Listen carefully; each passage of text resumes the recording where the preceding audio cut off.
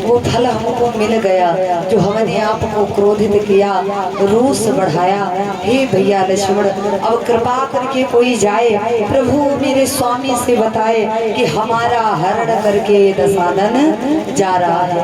मैया की आवाज को गीधराज सुनियारती बानी, रघुकुल तिलक नारी पहचानी।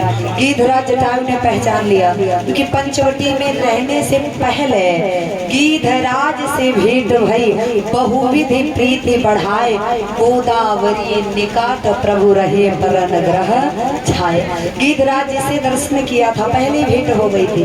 अब जब उन्होंने देखा कि जानकी जी गीधराज सुनियारती बानी, रघुकुल तिलक नारी पहचानी, ये तो हमारे राम जी के धर्म पत्नी है। आज एक पक्षी युद्ध करने के लिए आया, चोचन मारी बदार से देहि, चोचो से मार मार करके रावण को मूर्छित कर दिया।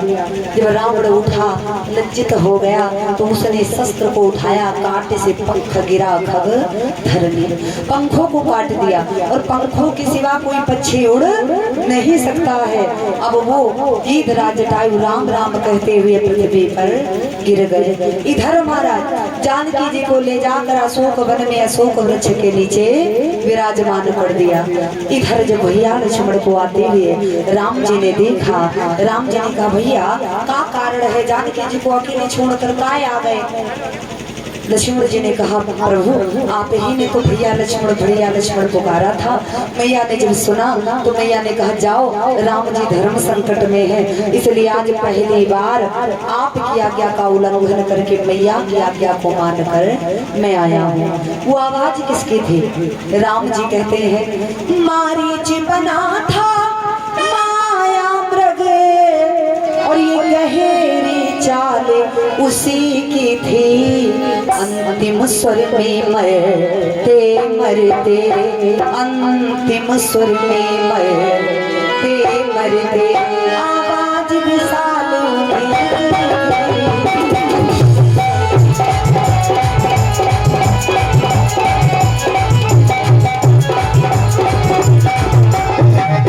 अंतिम स्वर में मरते मरते आवाज विशाल अंतिम स्वर में मारीच ने ही है जो है ना हाय लक्ष्मण पुकार रहा था। वही माया मृग था, लेकिन आपने अकेली जानकी को काय छोड़ा? भैया लक्ष्मण ने कहा मैं मजबूर हो गया था। दोनों भाई आए दौड़ते हुए आश्रम में, देखा तो जानकी जी नहीं है। अब दोनों भाई विलाप करते हुए चल पड़े, हाय जानकी, मानो एक कामी पुरुषों की भांति विलाप करते हुए जा रहे। हे खग मृग मधुकर श्रेणी, तुम देखी सीता मृग नैनी। आपने क्या जानकी जी को देखा है? अगर देखा हो तो कृपा करके बताओ। अब ढूंढते ढूंढते पहुंच गए गीधराज जटायु के पास में, जहाँ पर राम राम कहते हुए गीधराज जटायु तड़प रहा था। कवि कहता है आगे चलकर प्रभु ने देखा और बूढ़ा जटायु रो रहा है, कर कटे पड़े हैं एक तरफ, कर कटे पड़े हैं एक तरफ, रंग रंग से रक्त बहा।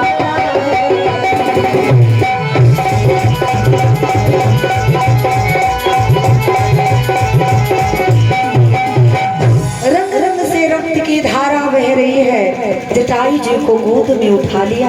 आपकी ये दशा किसने करी? गीधराज जटायु कहते हैं सुनो, जानना चाहते हो तो ये दाग देने वाला रावण है, और रावण ही ने पापी ने हमारे पंखों को काट दिया है और जानकी जी को विमान में बिठाकर दक्षिण दिशा की तरफ। मैं तो अपने प्राणों को रोके बैठा था आपके दर्शन के लिए, आपका दर्शन मिल गया, जीवन धन्य हो गया। अब मुझे जाने की आज्ञा दे दो। राम जी ने कहा सुनो भक्त, अच्छा जाओ हे भक्त राज, जाओगे परम धाम।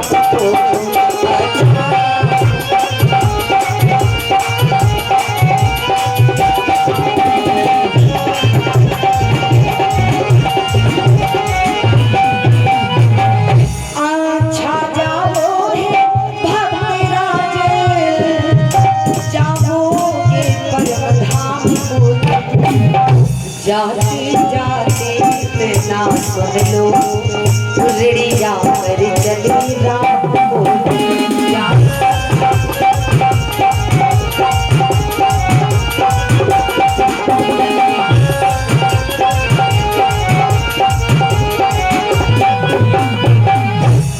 में जाते इतना सुन लो, ऋणिया कर चले राम को, तुम राम को ऋणी बना दिया है आपने। अब जाना चाहते तो जाओ, हे तात आपने जो मेरे लिए किया है, जानकी को बचाने के लिए अपने प्राण तक त्याग दिए, इससे बड़ा कर्म कौन कर सकता है। जटायु जी ने अंतिम बार राम जी को देखा, राम राम कहते हुए अपना प्राण त्याग दिया। अब राम जी ने की तरह जटायु का अंतिम संस्कार किया।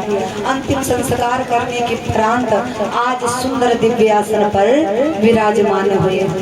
भैया लक्ष्मण जी प्रसन्नचित है, भैया लक्ष्मण जी प्रसन्नचित है। और आज राम जी आगे बढ़े, जब राम जी आगे बढ़े सो पहुंचे जाकर के माता सबरी के कुटिया में। वो माता सबरी जो न जाने कब से राम जी की प्रतीक्षा कर रही थी। देखिए इतनी प्रतीक्षा करने वाली माता सबरी के दरबार में, कुटिया में आज राम जी साक्षात पधारे हैं। कवि कहता है, सबरी देखे राम ग्रह आए, मुनि के वचन समझ लिया भाई, मुनि के वचन समझ लिया भाई।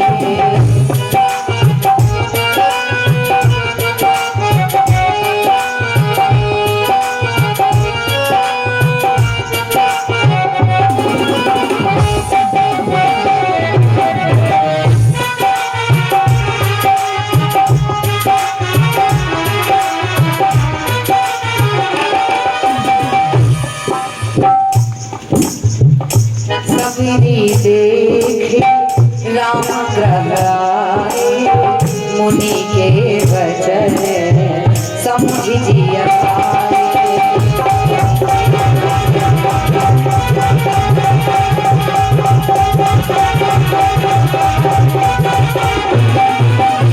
सबरी जी ने देखा कि राम जी का पदार्पण हुआ है। मुनि के वचन, ये मुनि कौन है, किन्होंने वचन दिया था माता सबरी को? ध्यान से सुनिएगा, किस वचन को याद किया माता सबरी ने? कथा बड़ी प्यारी है। कहते माता सबरी सबसे पूर्व जन्म में एक राजा की महारानी थी। कौन थी? राजा की महारानी। और महारानी के मन में एक बार अभिलाषा जागी कि मैं तीर्थों का दर्शन करूं। मैया ने निवेदन किया तो महाराज ने रथ पर बिठा करके तीर्थों का दर्शन कराया। अब तीर्थों का दर्शन कराने के परांत मैया ने देखा कि एक मंदिर के बाहर सुंदर शिला पर कुछ संत बैठे हुए भगवान का भजन कर रहे हैं। महारानी ने निवेदन किया, प्रभु स्वामी यदि आपकी आज्ञा मिल जाए तो कहा हम भी इनके साथ में बैठ करके थोड़े से भजन कर ले।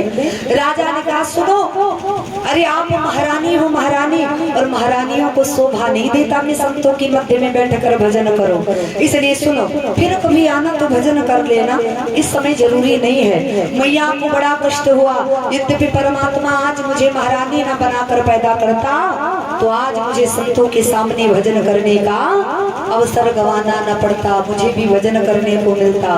मैया को बड़ा कष्ट हुआ। मैया ने कहा सुनो महाराज, का एक बार दर्शन करके आ सकते हैं? महाराज ने कहा दर्शन करना हो तीर्थ का तो एक बार का 1000 बार चली आओ, लेकिन मैं इन संतों के साथ में आपको भजन करने नहीं दूंगा। मैया गई, तीर्थ के सम्मुख खड़ी हुई, हाथ जोड़कर कहा प्रभु मैंने सुना है कि मरने वाले की हर इच्छा आप पूरी करते हो, तो हमारी यही इच्छा है, जिस मानव तन को पा करके भगवान का भजन न कर सके तो वो मानव तन धिक्कार है। इसलिए मैं अपने प्राण इसी जो है तीर्थ में कूद कर त्याग रही हूँ, और मेरी आखिरी इच्छा यही है कि अगला जन्म यद्यपि हमारा हो तो किसी राजा की महारानी बनाकर मत पैदा करना। मैया ने प्राण त्याग दिए। वही महारानी अगले जन्म में एक दूसरे जन्म में बहेलिए की पुत्री होती है। बहेलिए का कार्य है जीवों को पकड़ना, जीवों को मारना, बेचना, जो धन मिलता सो महाराज मैया सबरी के हाथ पीले करने थे तो पिता धन एकत्रित करता। एक दिन की बात है, जब सबरी जानने वाली हुई तो सबरी मैया ने पूछा, पिताश्री इतने जीवों को आप पकड़ते हैं, क्यों पकड़ते हैं, कारण क्या है? महाराज पिताजी ने कहा, सुनो बेटा, आपके हाथ पीले करने हैं, आप ना टेंशन होती है जिसकी जो है कन्या विवाह के योग्य होती है, इसीलिए मैं जीवों को पकड़ता हूँ, बेचता हूँ, ताकि जो धन एकत्रित हो जाएगा सो उससे तुम्हारे हाथ पीले करेंगे।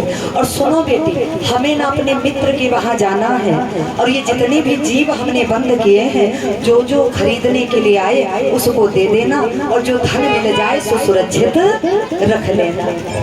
सबरी मैया ने सिर को हिला दिया, ठीक है पिताश्री।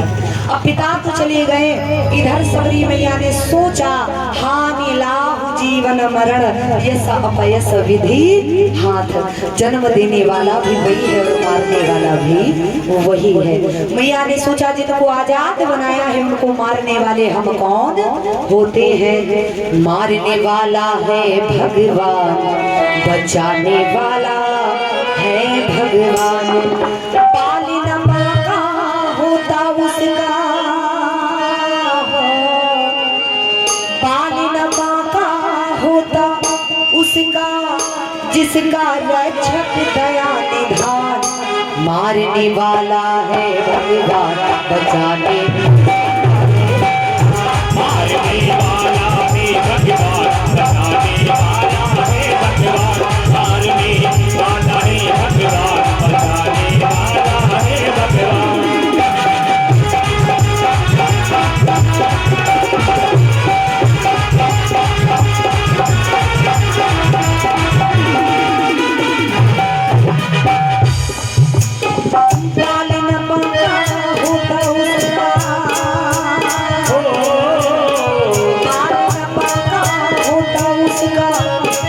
जिसका रक्षक दया निधान, मारने वाला है बचाने वाला है, मारने वाला है भगवान, बचाने वाला है भगवान, मारने वाला है भगवान, बचाने वाला है भगवान। जल थल अग्नि आकाश पवन में केवल उसकी सत्ता, केवल उसकी सत्ता, हरी इच्छा के बिना यहाँ पर, हरी इच्छा के बिना यहाँ पर हिल न सके कोई बंदा, कोई बंदा हिल न सके कोई, उसी का सोचा यहाँ पे होता, उसी का सोचा यहाँ पे होता, उसके सत्य महान, मारने वाला है भगवान, बचाने वाला है मारने वाला है भगवान, बचाने वाला है भगवान, मारने वाला है भगवान, बचाने वाला है भगवान, वाला है भगवान,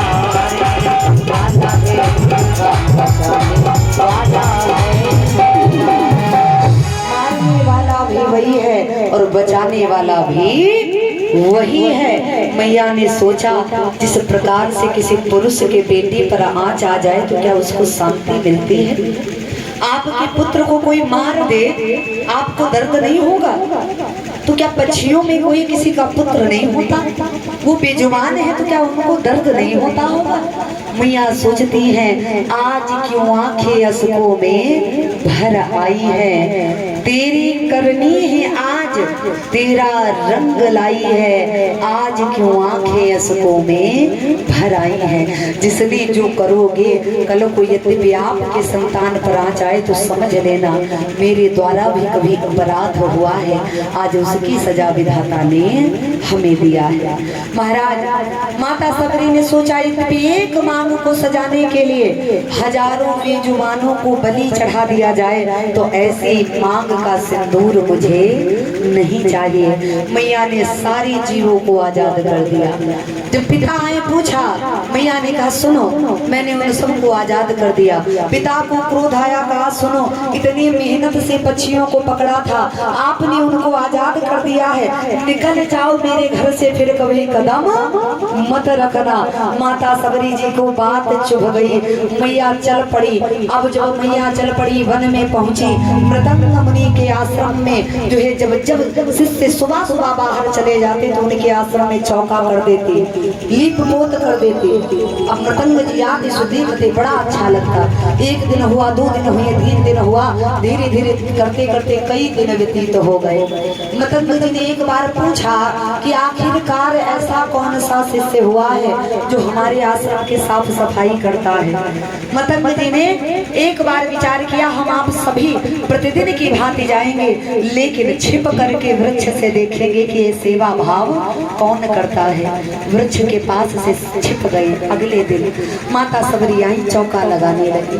मृदंग जी आए, हाथ को रोक लिया, अरे पुत्री आप कौन हो, कहाँ से आई हो, इस कार्य को क्यों कर रही हो। मैया ने चरण पकड़ लिए, मैं तो अधम जाति की हूँ, अधम में भी अधम हूँ, सबर जाति की हूँ, भील जाति की हूँ, इसलिए मैंने सोचा हो सकता है संत हमको ना अपनाए, इसलिए मैं आपको प्रसन्न करना चाहती थी। कृपा करके हमें भी शरण जो है अपनी स्वीकार करे, भगवान तक मुझे भी जोड़ने का प्रयास करें। मृदंग जी ने वचन दे दिया, पुत्री जा करके कुटिया बना कर रह लो, मैं ना आपको वचन देता हूँ, राम राम रटना।